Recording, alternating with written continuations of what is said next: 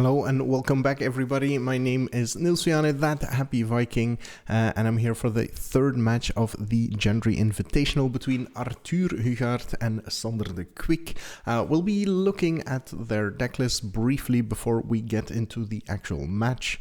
And of course, this is all to hype you up a little bit for the upcoming Gentry Open, which will take place on the 5th Sunday of January. That should be the 29th.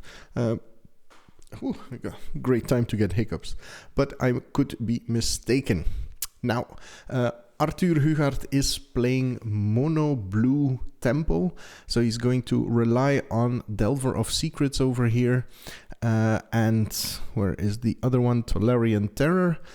As his finisher, the rest of the spells he's playing are Permission and Draw spells, Bounce spells, draw spells to find what he needs, different bounce spells and protection spells for the few threats that he has. He has some other finishers in his rares, but the focus is very much on getting that win with these two threats, the Tolarian Terror and the Delver of Secrets. A very straightforward deck, but a very punishing one if you don't play it correctly. That said, it has a lot of game against pretty much any deck that it can come up against, so definitely a good choice for people who are very comfortable in their skill to play. Now Sander, on the other hand, that sounds like I'm saying Sander doesn't have skill to play. That's not what I mean. Sander is playing a very slow and more punishing deck for sure for itself. It uses Urborg Repo, which we see in the 1 mana slot, and Colossal Sky Turtle in that 7 mana slot as an engine for extreme late game flexibility and card advantage.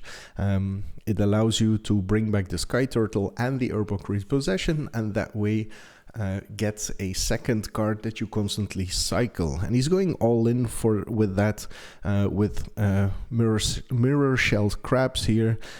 And a bunch of permanent-based finishers like that Sholdred, the Renin 7 that we see here, and the Hullbreaker Horror. Cruelty of Gix, also one that he can recur. And the rest of the deck is pretty much a basic control shell, some removal, some counter spells, and some removal counter spells and draw spells. Consider not really so strong in the draw, more in the search what you need right here, right now. Sideboard very much a control affair with the Duress tempo-based removal. The Vortex is bounce / removal, very flexible there, and an uncommon in the sideboard, which is very common to see in these control decks because they have so much power in their uncommons. Disdainful Strokes, Negates, and Overwhelming Remorse. So very much a sideboard tailored to specializing the answers to whatever the threat is. For Arthur, there's counters against more removal, so more protection spells, Syncopate for even more permission, Witness Protection, Disdainful Stroke. So we see a lot of the same things happening here. I think Arthur meant to play something else here. I think he meant to play Wedding Invitation, just something that addresses issues for him in the main deck. So let's have a look at the actual match, shall we? Let's see what happens. So I click here, I click there. There we have the match. And that's how we start it. I already missed the die roll, I think. Working with a touchpad, not the most interesting thing in the world, in my honest opinion. And it looks like we have a minor issue already. Let's fast forward a little bit. I apparently can't fast forward a little bit. I think Arthur drew one too many cards here. Great way to start coverage, of course. Screwing up the first thing. But we are out there to fix the situation. Why can't I fast forward? Peculiar. Let's just click the fast forward button. It's there. His double-faced cards were visible. Okay, so we're fixing that issue, and that was too much, and we are off to the races. All right, so Sander is on the play. Definitely an advantage for him. He is the slower deck, and being able to ease up the pressure that the tempo deck can deliver is quite the blessing. Gets the start with the Dismal Backwater as well. Probably would have preferred to have a land that comes untapped as Arthur responds with Consider to set up his hand. You don't really want to play a naked Delver of Secrets. You want to make sure that you have that mana available to protect it. Definitely against a deck that you know has a bunch of 2 mana removal spells. And that's what the dynamic is when you're on the play versus on the draw already. Had Arthur been on the play, he could have played his Delver on turn 1, knowing that Sander wouldn't be able to kill it yet. Colossal Sky Turtle channeled for the bounce effect. Now, importantly, you cannot counter this as it is an ability, not a spell. So you can only get around this using a hexproof or something comparable. Wait. Why is it gone to the graveyard? No, it's not the graveyard. He just set it aside because he has the double-faced card. Okay, replace the Delver. So we'll see Sander in the early game very much focused on staying alive. There we have that first Urborg Reclamation to make sure that he... Repossession, not Reclamation. To stay in the match, again has that bounce effect from the Colossal Sky Turtle available to him. Delver flips again. And comes in for 3. Sander again has the option of bouncing the Delver, but chose not to, keeping his mana available to maybe address whatever was going to come after the attack. But yeah, in the end step here, or are we still... No, we're still in the attack actually.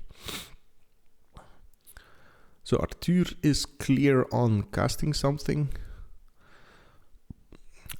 I think he has 1 mana short for a Tolarian Terror, and that might be why Sander was comfortable doing this.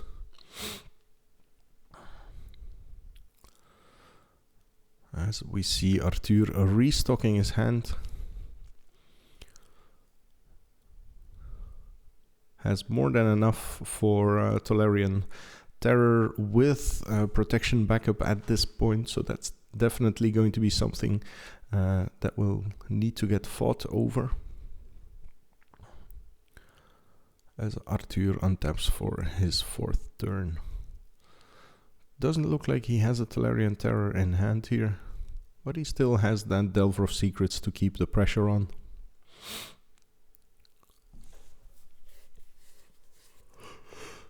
Excuse me. Malicious Malevolence, Malevolent Malicious. I don't know. I keep forgetting the name of this spell. -2/-2 to all creatures, but it gets negated, so that's not relevant. And also exiles them. Not really relevant for this matchup.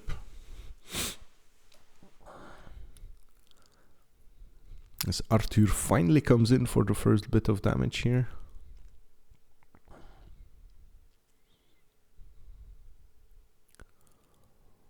So far, Sander must be feeling pretty well. He's been able to maintain his position in the game.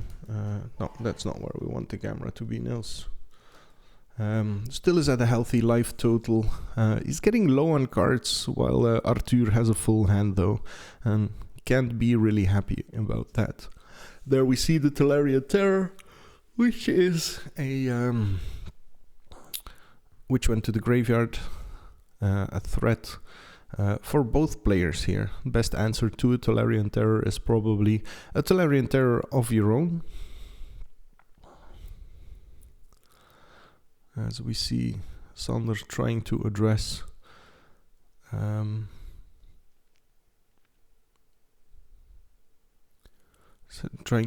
the Delver again. It wasn't Fading Hope that was used, it was the phasing spell that puts a +1/+1 counter at the end. So the card viewer is incorrect here. Arthur had actually, there we go, slip out the back, the actual better card.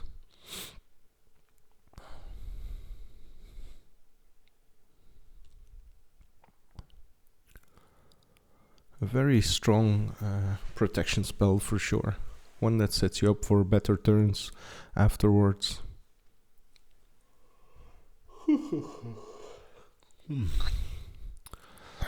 This impulse for Arthur lets him dig deeper for answers that he might need. Should start feeling quite comfortable as he sees that Sander's options to get back into this game are dwindling while holding a lot of answers. Putting that +1/+1 counter on the Delver also cuts his clock by a full turn. 5 attacks for 3 versus 4 attacks for 4. And we have Delver number 2. There we have it. Malicious Malfunction is the sweeper card that we have.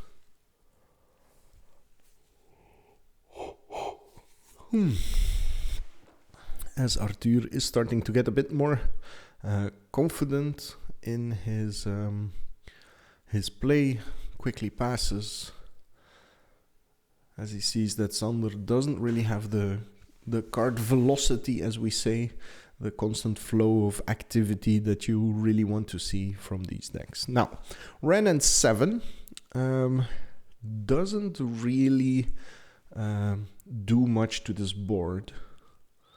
Draw spell in response for Arthur. Looks like he does want to fight over this.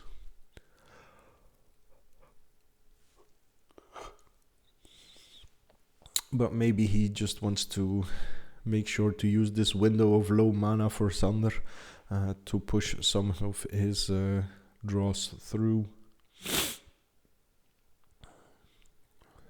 Checks the Ren and 7 again. Probably is considering the same things that I've already said, like, should I even fight over this? Is this really worth it? In my humble opinion, probably not, unless I terribly misread what Ren and 7 does.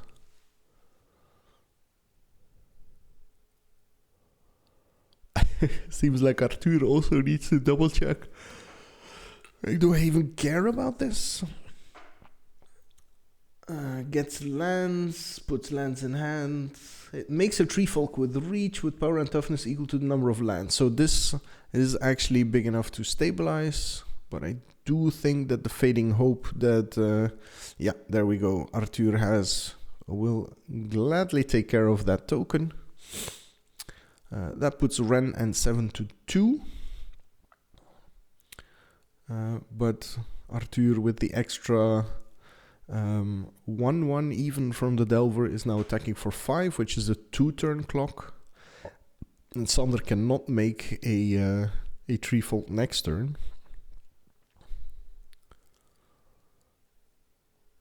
So I think Arthur is going to realize that he doesn't even need to address that, but might just do it for security. Double checks his hand. Quite a bit of permission and bounce spells in there. Does decide to get rid of the Renin 7 and plays another Delver of Secret, which is met by an Essence Scatter. And that's an Essence Scatter that Sander would have preferred to use to address a Solarian Terror, probably make disappear, gets rid of the Essence Scatter, and Malicious Malfunction. Number 3 would be great here, even though it does leave the pumped Insectile Aberration on the table. Another reason why the slip through the back is so strong, giving 3 toughness to one of your Delvers. Consider, let's Sander dig a little bit. But did he find an answer? Needs removal spells at this point. Bounce spells work as well. There is that Colossal Sky Turtle in the graveyard as well, for if he finds another Urborg Repossession to start the cycle. But I think the fact that there's a bunch of other Delvers already on the board makes even that plan rather iffy. I think Sander sees the writing on the wall himself here.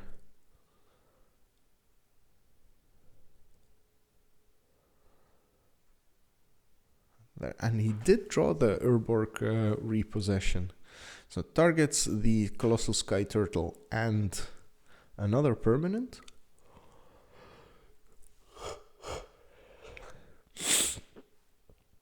That's the Tolarian Terror. Gains the 2 life from Urborg Repossession as well, which is quite relevant here. That's an extra turn on the clock. And those creatures, that's a 1-mana Tolarian Terror. Exactly the reason why the card is so good. Gets met with Essence Scatter from Arthur. Sander does have the bounce effect still up, but if he does that, he loses the Urborg Repossession loop. But I think he's gonna be forced to use it here, even though he does have 2 turns. Delvers don't flip. Flip Delvers would have hit him down to 1 without a way to answer. Bounces the one with the +1/+1 counter and gets away with that. So it only takes 2 down to 9. Ooh, as the Dockside Extortionist, no, the what is it, Hotijin? I think it's Hotijin that he just played. Yeah, the Hotijin hits the table, doesn't really do much, but it does seal the deal for this particular match. So let's skip ahead a little bit through the sideboarding process. Clickety, clickety, clickety. So much power. We actually skipped over to the other match for time-constrained reasons. So let's have a quick look at Aron versus Boyan. So let's have a look at the deck lists first. Aron versus Boyan. Now, this is going to be everywhere. We control your privacy, yes. So Boyan is on 4-color Boyan pile. What is he going for? It is a domain deck. Tries to use the Nishoba Brawler to its maximum. And has, there we go, Riveteer's Charm as a very interesting card that does a lot of things. It's removal that can also exile effects, exile graveyards, which counters the Colossal Sky Turtle decks.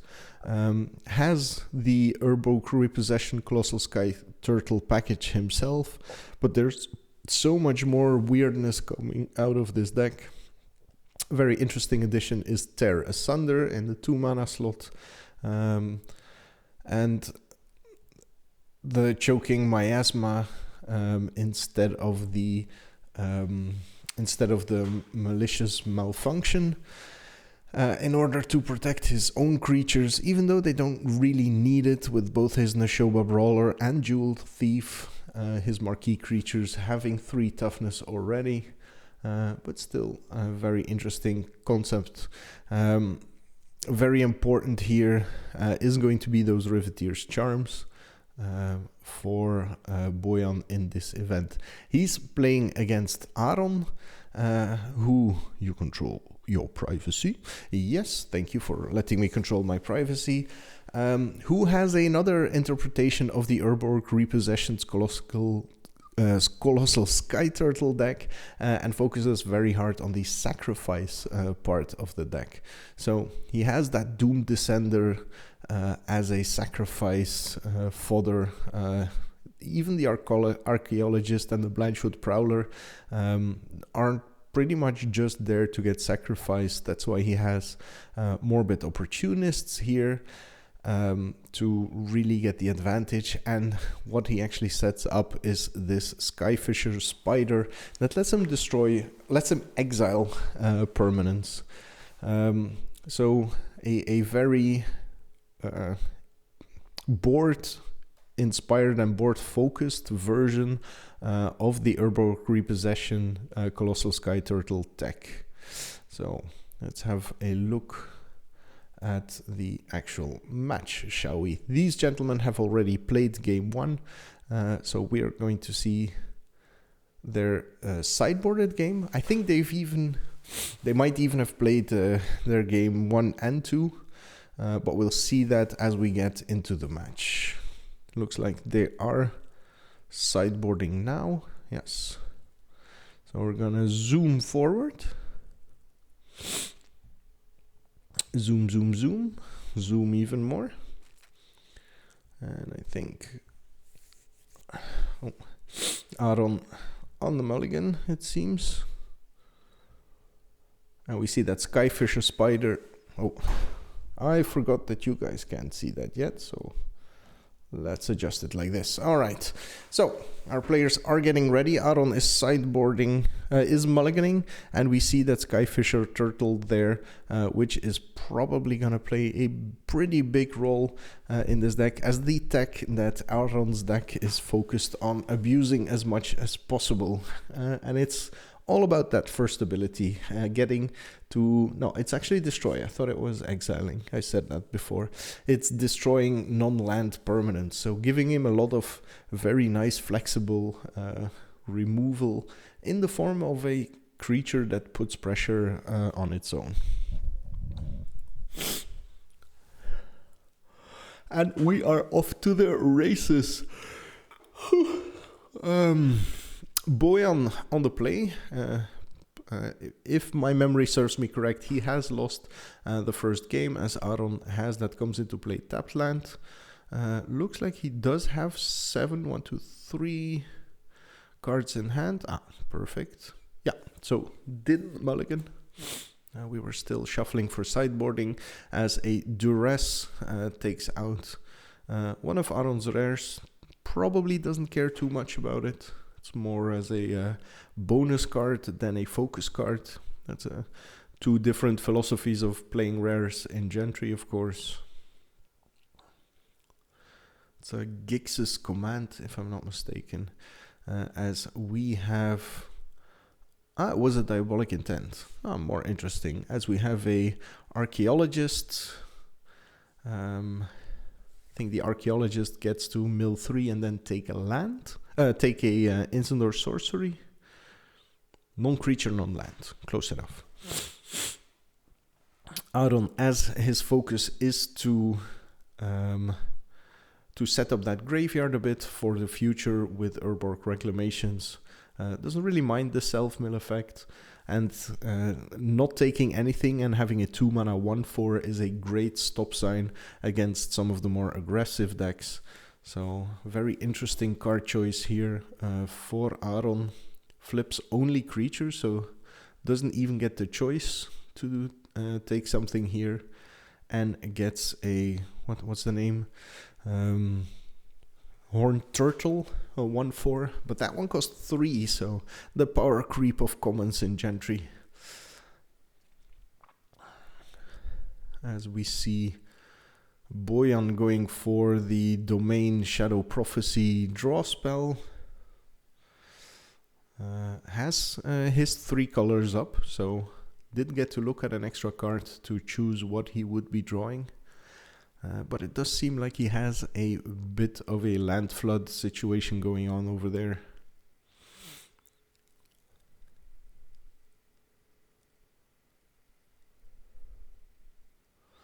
Is thinning out his deck with the fetch lands from Capenna.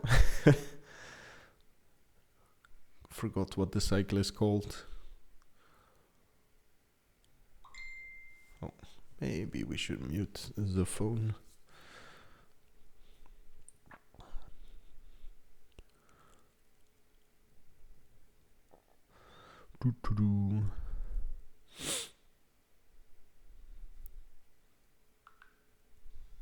There we go.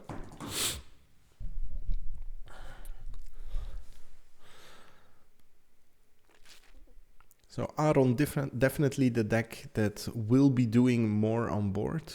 And here we already see that tendency for him to attack strategically.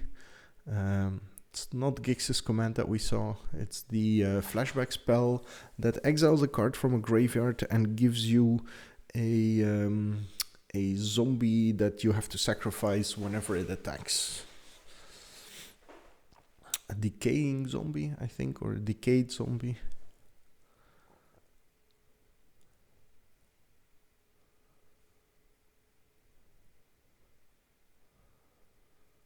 We see Aron here just blinking away for 1 with his horned turtle. Not attacking with the zombie. That's not what the zombie's job is. It's meant to be there as fodder for his sacrifice effects. That 2 damage isn't really worth it to Aron here. I think it shows that he's set up to head into the late game.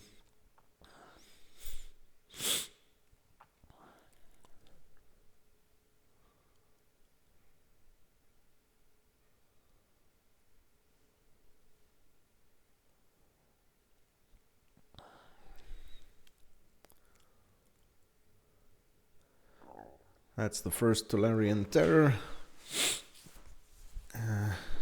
Courtesy of a well-filled graveyard for Boyan, exiling that 1 duress, not doing enough. Aron reading the card. You know the staples.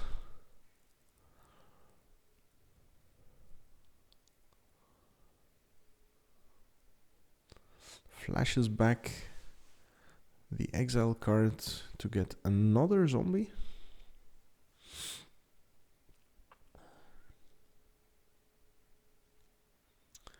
There's that Tolarian Terror on the other side of the board.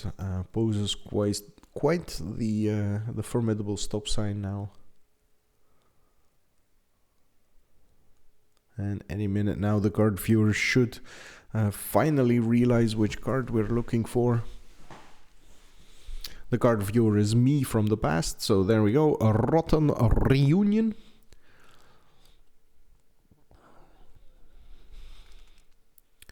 Very interesting sideboard card coming in from Aron to address the Urborg Repossession Sky Turtle combo that is also relevant for this deck here.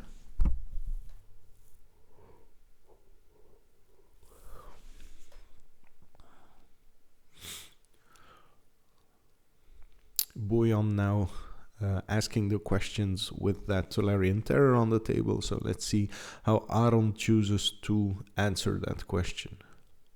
So the zombies can't block. And if you attack with them, you have to sacrifice. Urborg Repossession getting back Sky Turtle plus something. Didn't really see. Think he took back a land, but I'm not sure. There's this corner of glare on that part of the table. Passes it back, leaves 2 mana open, and chooses not to attack, as any attack would be pretty detrimental to his case. 5 cards in hand for Aron versus a full grip for Boyan here, with the most eclectic collection of basics imaginable, as per usual. There we see that Riveteer's Charm already, and the first Nishoba currently has 4 basic land types available to him, so that is a 2 mana 4/3. That's Goyf numbers with trample, so big enough to punch a archaeologist off the table. And we have another Rot in the Reunion. Only has non-creature spells to target at this point. The only thing that does really is to keep future Tolarian Terrors quite expensive. Not really there for that purpose, the Rotten Reunion, but will serve in a pinch if necessary. As Aron is trying to figure out a way to get through this situation. It's probably not happy not to be drawing any of his Sky Fishers or Tolarian Terrors. Let's see how he wants to get to this. He has the Sky Turtle Repossession combo up, but far too little mana available to him to have it running properly. So let's see.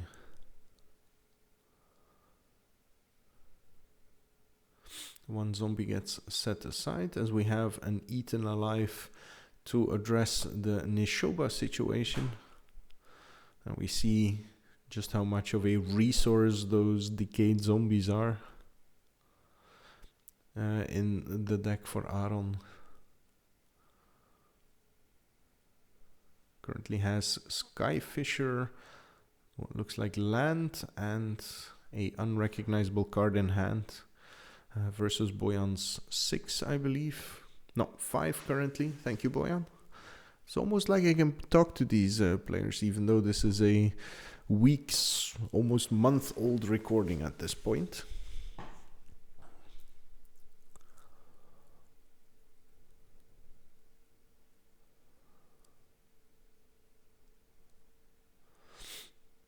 Skyfisher to return Diabolic Intent, which gets addressed with the Riveteer.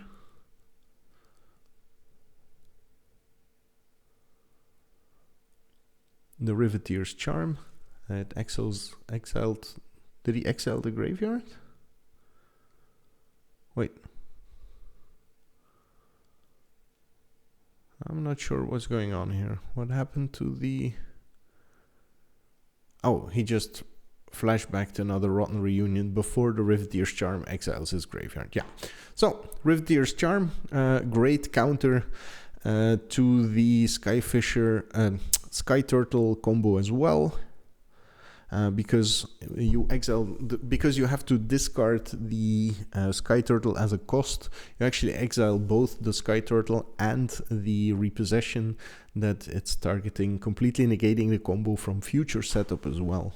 So very strong effect to exile an entire graveyard in the current meta game of Gentry, as that Tolarian Terror is coming in for the beats, because he knows that the attack back is just for 1. Those decayed zombies are only going to hit for 6 total ever, as Aron is now scrambling to set up some defenses.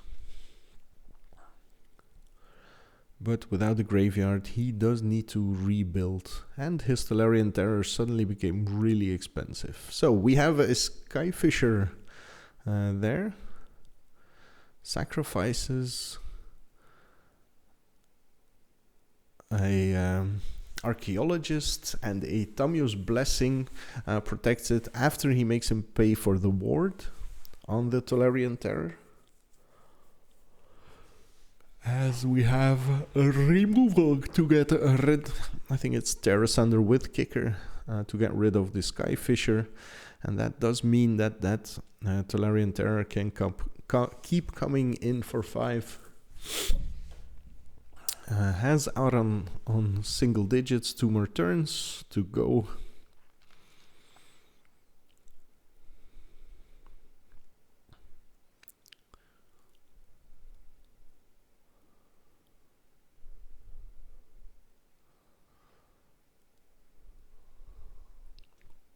As we have another Eaten Alive, fully paid this time for Aron, including the ward ability. Gets back the Tamio safekeeping with the Sky Turtle, plays this Tamio safekeeping of the to protect, and Aron scoops him up, seeing the writing on the wall and showing that this was game number 2 between these two gentlemen. So let's skip ahead into game number 3, the decider for who exits the quarterfinal here. And it seems like we have a quick start. Nishoba for Boyan versus a doomed dissenter on the side of Aron. So Aron has some sacrifice fodder up. And a Morbid Opportunist, the card we didn't see featured in game number 2. And an explanation for why Aron's hand ended up being severely depleted, as we see a Duress that reveals an Eaten Alive, an extra Opportunist, and a Skyfisher. That's a rather juicy hand for Aron, especially if the cards get to stay on the board, as the Nishoba attacks into Aron, choosing not to block here because he has that second Opportunist and a Skyfisher in hand, so he has the payoff for letting creatures die available. It's much more interesting to chump block next turn. So double Opportunist, did not get a 4th land, so that Skyfisher is a bit stuck in hand. Now let's see. Boyan would prefer to remove one of those Opportunists before attacking, but doesn't have that luxury. Blocks here. The trample will come through. As we have the dual land type lands for Boyan, so that's a 4 power Nishoba here. 2 cards for Aron. It seems like a situation where he's pretty well set up to deal with Boyan's aggression. Yeah, comes back, doesn't even keep a blocker back, but didn't draw land number 4 again. But we have a go for the throat to get rid of the Nishoba. And of course, those Opportunists do trigger off any creature dying, not just your own, which is such an incredible effect to amplify your removal. Did draw into land 7. So has that Skyfisher available next turn. Aron looking comfortably in the driving seat here, as it is up to Boyan to find good threats. Again, a Tolarian Terror does start that off pretty well. 2 spells in the graveyard means, I think it starts at 7 or at 8, not sure anymore. So can't actually cast it yet. All Boyan has is some land fetch and a pass. Definitely not where you want to be.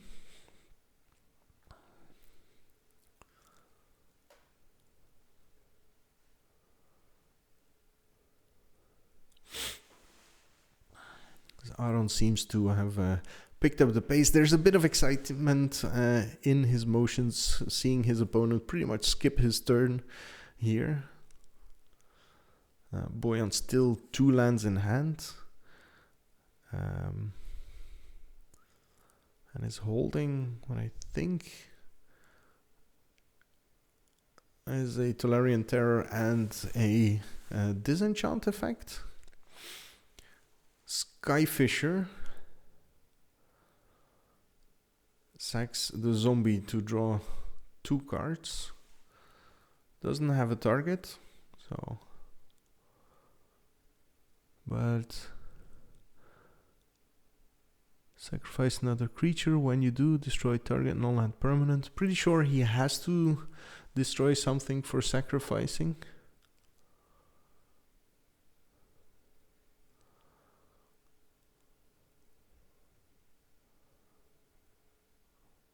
So I hope we caught that in time and we'll be addressing it.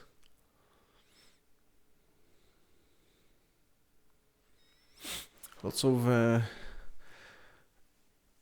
complicated interactions, it seems, here with both the Skyfisher and the effect that exiles something from the graveyard and draws a card that we've seen in Sander the Ridder's deck. As Sander the Quick is heading over there to correct the situation, and he's arrived now to explain. So we are going to address this. Not sure. I think we left the situation as is and had the players continue playing.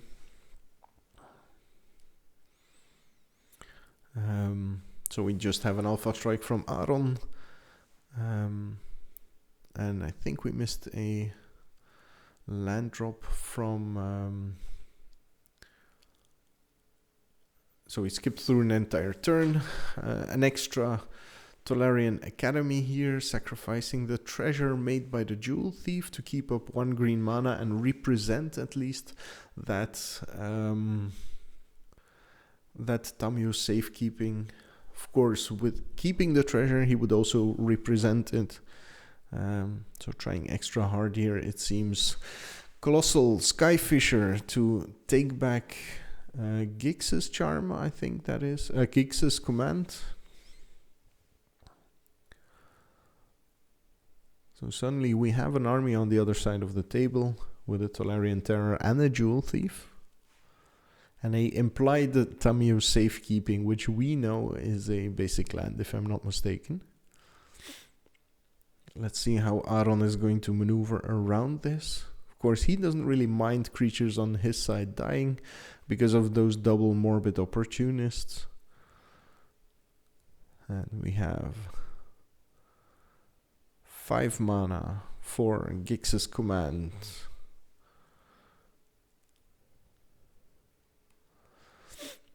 Aron picking the modes. One of them is to